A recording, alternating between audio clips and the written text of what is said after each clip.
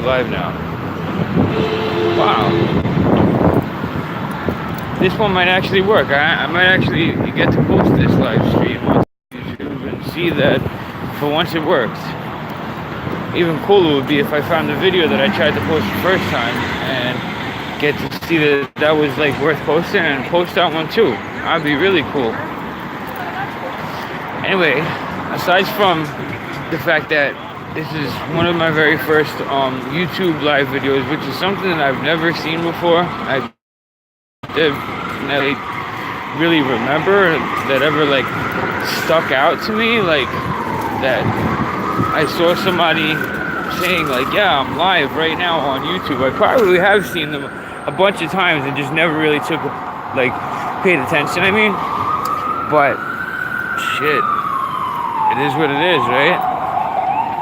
So, considering the facts that I might actually be speaking on a video that will eventually be on YouTube, you know, documented, and in the category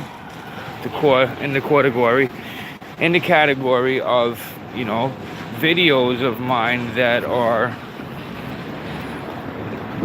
well, meant to be for like educational purposes, like almost like TED Talks maybe, you know what I'm saying, kind of, in a way.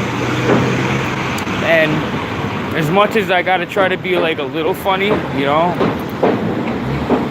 I do want to kind of be a little serious as well about some of the things that I would like to talk about, that I do know at the moment I would like to talk about some of those things, and then I'm sure a million other things that I'm gonna just come up with to talk about because they're interesting. Like stuff, for instance. Stuff is really cool. Stuff is like really cool. There's always all kinds of really cool stuff that we don't know about, or might not know about, or possibly just have not come to know about yet. Considering the fact that is a fact, I would have to really keep it 100%, you know, 100% with any and everybody, with YouTube, you know, I'm going to say it like that. I'm going to say YouTube. I'm going to call you people that may be watching this video, that are watching this video, I should say, YouTube. That's your name collectively. All right, so YouTube, something I did want to talk about, I thought that was really interesting. I came across a few times the explanation about, like, ESP, I think, right, is something that I think, I want to say most people have, and maybe a big portion of that most people don't recognize for what it is, you know? Like, and I mean by ESP, I mean like intuition, you know what I'm saying? You get like a hunch, or you get a feeling or a thought of an idea of something, and then it happens that somebody's talking about it, you know, or you come to find out that the idea that you had, oh, so-and-so maybe stole something, or so-and-so lied about something, or that a person was going to do such and such, you know, and they eventually end up doing it, you know. And I mean, like, these kind of like intuitional guesses and ideas, you know what I mean, these little epiphanies and shit, they can always be, not always actually, but often be deduced to calculation, you know. He's a floater right now. But there's a lot of times where you can't really, you know, boil it down to calculation.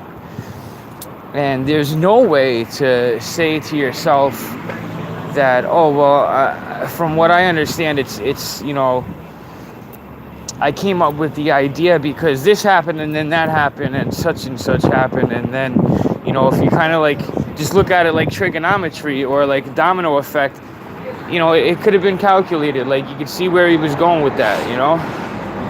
Anyway, the point I'm trying to get to, that I want to make, is that I did, because I've been like researching this kind of stuff so much, intuition and ESP and kind of like psychic stuff, you know what I mean?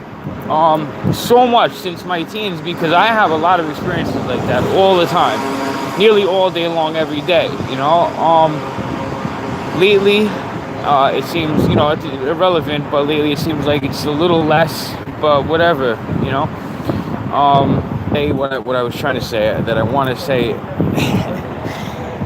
I found out by doing as much research as I did that, you know, your nervous system, like your actual human nervous system that allows you to feel and move and all of that stuff,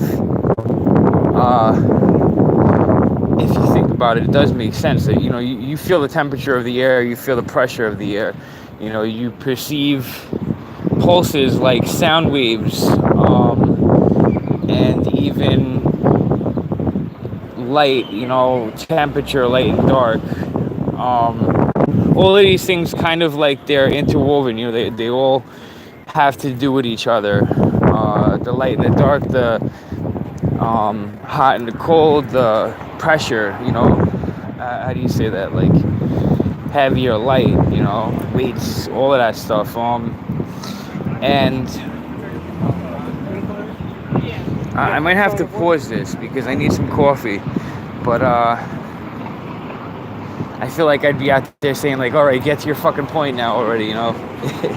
It was me watching this.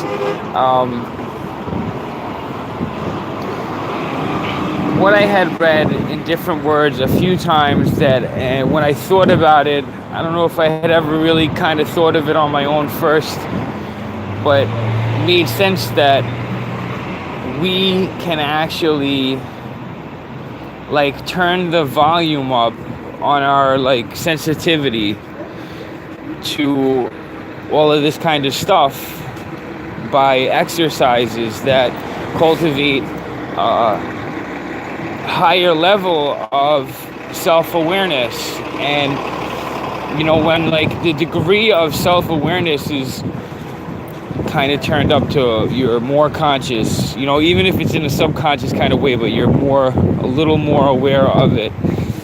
These little things that we pick up on all the time that our brain kind of just like filters out because, you know, we're kind of thought that it's irrelevant information, you know. It'll become more forefront, you know, more obvious, and then even operatively easier to pick and choose and search for, you know. So let me pause this and then get back in a little bit to it. I'm gonna have to end this video, but we'll build more on this in the next one, I believe. Thank you, peace out, and monsters up. Should want to stop streaming. Okay.